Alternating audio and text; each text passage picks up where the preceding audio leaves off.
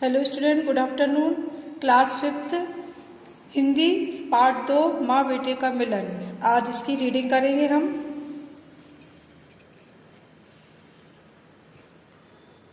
जंगल का वातावरण आजकल पूरी तरह गर्म था। सूर्यदेव पूरे ताप से दहक रहे थे। जंगल के पोखर और तालाब सूखते जा रहे थे। पास ही बहती हुई नदी में घुटने भर भी पानी ना रह गया था।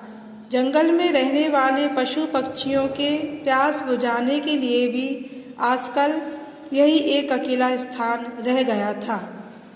शाम ढलने से पहले समय था कि दो प्यासे हिरन हांफते हुए नदी के तट की ओर जा रहे थे।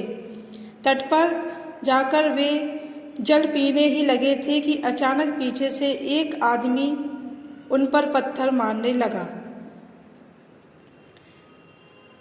असमय की इस विपदा से घबराकर उन दोनों ने नदी में आगे की ओर दौड़ लगा दी। उनके पीछे भागते हुए वह आदमी भी नदी की जलधारा में छप से उतर गया और हिरनों की ओर दौड़ने लगा।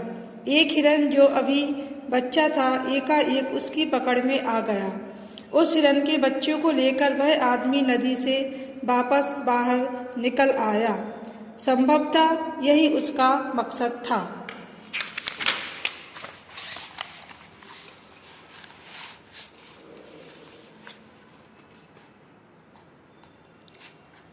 उस हिरन के बच्चे को वह आदमी अपने घर ले आया और बड़े प्यार से पालने लगा।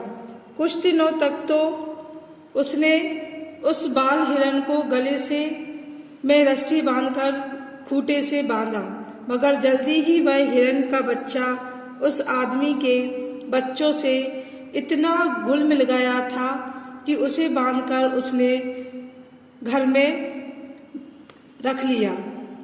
वह उस आदमी के परिवार का एक ही अंग बन गया। जैसे प्यार के कच्चे धागे से वह उनके साथ बंध गया हो, मगर उसका स्वभाव अभी भी वैसा ही चंचल था। हाव भाव से वह कोमल था, इसलिए उस आदमी ने उसका नाम कोमल रख दिया था। कोमल अभी बहुत ही छोटा था, बिल्कुल नवजात शिशु जैसा। उसकी सलोनी सूरत, चांदनी सा सफेद रोमों से भरा सुनहरा बदन था। वह इतना मनमोहक था कि उस आदमी का पूरा परिवार ही उससे पूरी तरह घुल मिल गया था। खाने के लिए कोई फल देता था उसे, कोई रोटी, कोई हरे भरे साग देता था, तो कोई उसे दूध पिलाता था। जल्दी ही वह खाते पीते बड़ा होने लगा और आदमी के परिवार में रम गया। इस दुनिया में संगत का असर किस पर नहीं पड़ा है। कोमल पर भी इसका असर हो रहा था। आदमी बालकों जैसी शरारत उसके अंदर भी दिखाई देने लगी थी। कोमल बच्चों की तरह ही घर पर तोड़ फोड़ और नुकसान करने लगा। कभी वह बच्चों की किताबें फाड़ डालता, कभी कुछ सामान गिराकर तोड़ देता और कभी कपड़े मुंह में दबाकर खींचता और फाड़ डालता। कुछ दिन तक तो परिवार के लोग उसकी इन हरकतों को बचपन की शरारत मानकर छोड़ देते थे, मगर जब उसकी शरारतें लगातार बढ़ती ही चली गईं, तो घर के लोग धीरे धीरे उससे परेशान होने लगे। एक दिन उसकी बुरी आदतों से दुखी होकर वह आदमी कोमल को भरी दोपहरी में जंगल में नदी के किनारे वहीं छोड़ आया जहां से वह उसे लाया था। वह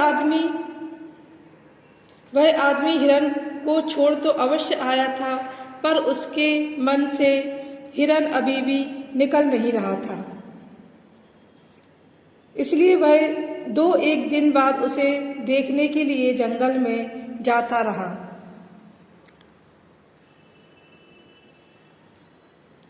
उसने जंगल में कोमल को घूमते हुए ढूंढ तो लिया, मगर उसे यह देखकर दुख हुआ कि कोमल की शरारतें